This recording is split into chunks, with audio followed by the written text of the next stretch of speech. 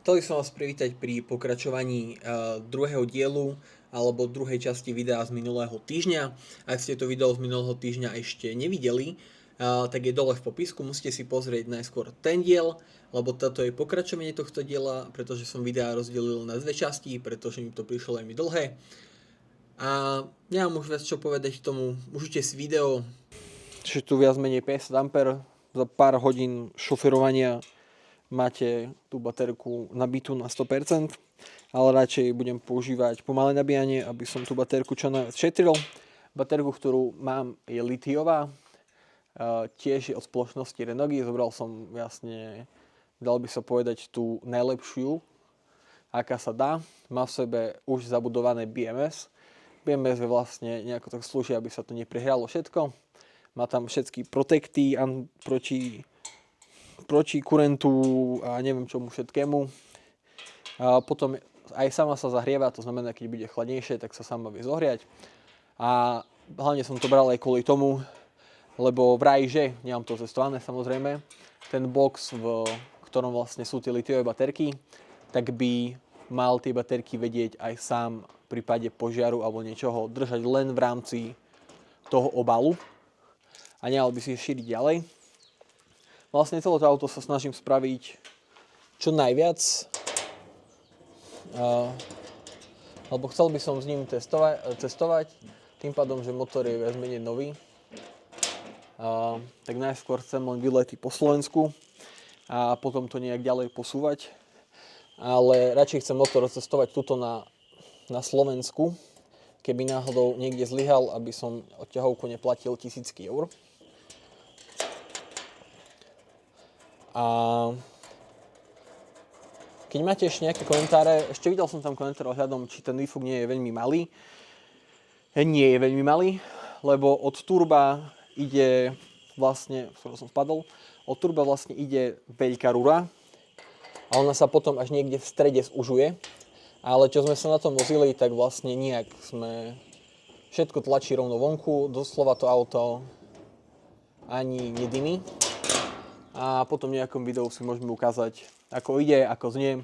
By niekto tam chcel počuť, ako to auto znie a ide s tým 2,5-kovým turbodízlom. To si môžeme tiež ukázať, ale momentálna priorita je dokončiť túto zahradku, aby sa mohla dať už na auto. Čo ešte podľa mňa bude veľmi zaujímavé, lebo je ťažká. Prioritne som tú zahradku chcel robiť, aby na nej vedelo stať čo najviac ľudí, ale v rámci váhy to potrebujem nejak... V rámci váhy to proste potrebujem... Lepšie sa to spraviť nedá. A mal som tu malú prerušenie od môjho otca. Pokračujem, neviem, kde som to skončil. Áno. A zahradku som stál vlastne na to, aby na nej vedeli stať aj ľudia a dalo sa kľudne tu aj grilovať. To som docielil, že sa to dá, ale musí zostávať správne. Ale udrží to všetko, len nesmie sa skákať na nej, inak všetko vydrží. A prioritne to bolo, aby sa to dalo ísť, aby sú išli snowboardy, nejaké veci, solárny panel a všetko. Plus to je ako dobrý odpudzovač tepla, lebo je to lesklá plocha, čiže všetko teplo, ktoré mi bude svietiť na strechu, odrazí preč, alebo väčšinu. Takže nemusím sa až tak veľmi starať o izoláciu strechy. Ale chcem ho odizolovať hlavne kvôli tomu, lebo chcem to auto použiť aj v zime a teplo ide hore, tak aby to teplo čo najdlhšie držalo v tom aute. A plus si chcem odizolovať aj poriadne podlahu, kvôli tomu, aby tiež v zime od podlahy ide najväčšia zima, tak aby tá najväčšia zima nešla. A plus tam chcem mať aj klimatizáciu, ktorú budem používať. A tu tiež chcem, tým pádom, že chlad padá dole, tak aby tiež to držalo čo najdlhšie teplo. Čo také ďalej ešte chcem? Ďalej dávajú sa ventilátory na strop. Bol tu strih, zase trochu vyrušenie od môjho otca. Ventilátor si dávajú ľudia na strechu, aby vlastne v teple to teplo ťahalo vonku. Ja sa chcel som čo najmenej rezať vlastne. Nemôžem používať už to slovo vlastne. Ja som chcel čo najmenej rezať v rámci karosérie. Neviem, či to na tomto videu vidno, ale tuto z bokov sú také diery na vetranie. A tam si chcem pripevniť ventilátor z jednej strany, z druhej strany, ktorý bude riadený akcelometrom, neviem, ako sa to volá. Si budete si vedieť dávať otáčky. Jeden chcem dať na prísávanie, druhý chcem dať na odsávanie vzduchu. A takto budem vlastne cirkulovať vzduch v rámci svojho auta. A ešte má to také malé strešné okienko, ktoré chcem trošku prerobiť, aby ťahalo vzduch do hora. Keď napríklad sa tam bude variť alebo niečo, tak natiahnem trúbku s malým ventilátorkom, ktorý bude tú kondenzovanú vodu ťahať preč. No, všetky šrubky sme si už odšrubovali. Idem to dať preč a idem to pripraviť na zajtrajšie strikanie. Toto video sa točí už tretí deň, takže snáď z toho niečo vznikne. Taký deň.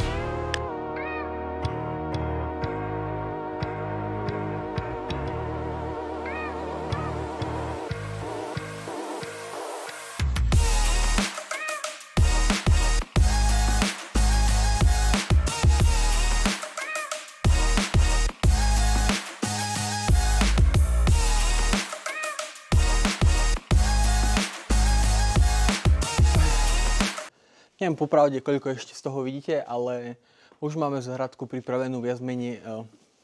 Záhradku už máme pripravenú na striekanie. Celú som ju vyčúchal. Zajtra ju celú odmastíme a nastriekajme ju na čierno. A v ďalšom dieli si ukážeme, ako budeme dávať svetelnú rampu, svetla, pravdepodobne solárny panel, ako budeme rezať dieru do strechy. A tak presunieme sa do ďalšieho dňa. Ale vieš čo, v rámci dnešného dňa idem si dať odmenku ešte. Idem na kofolku a tú Milku, hoštičku. A možno dám taký pestrih, ako už tam sedím, idem na štvorkolke. Takže na kofolku. Bol som si ešte pri peniaze a ideme na kofolku, zoberiem vás s vami. Taký malý prestrih. A tu je naša krásna štvorkolka. Ja si zoberiem ešte prilbu a môžeme vyraziť. Je už celkom tma, tak uvidíme, čo tá kamerka dokáže točiť večer. Mentálne na mňa svieti štvorkolka.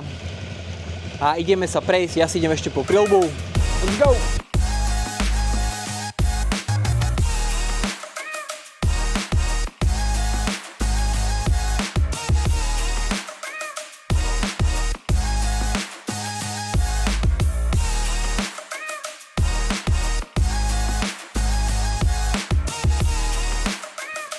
Rozhodli sme sa, že našu záhradku ešte trochu vystúžime, aby sa po nej dalo lepšie chodiť. Budeme tam pridávať malé výstuže, aby sa po nej dalo, aby som sa nebal, že vlastne ten plech sa nejak ohne alebo podobne. To už len prestriam telopsy, ako sa to bude robiť. Dúfam, že dneska ju aj natriem, aby sme túto záhradku mali už hotovú a v ďalší dielo by sme sa mohli už pozrieť trošku na elektriku a osvetlenie a nejakú kameru, ktorú tam budem dávať dozadu. Dáme sa na timelapsy a budú len také krátke a na konci si už ukážeme, dúfam, že finálnu verziu už nastriekanú.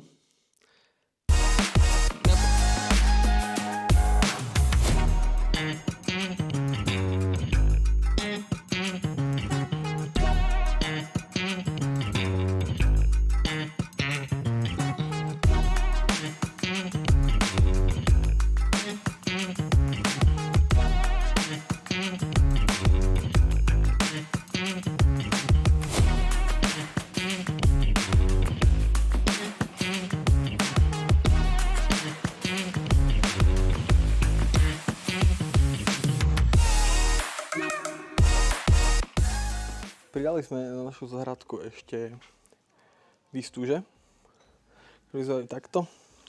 By sa na tom dalo lepšie 1, 2. Tu sme pridali výstuže, kde sa bude len chodiť, tam bude solárny panel.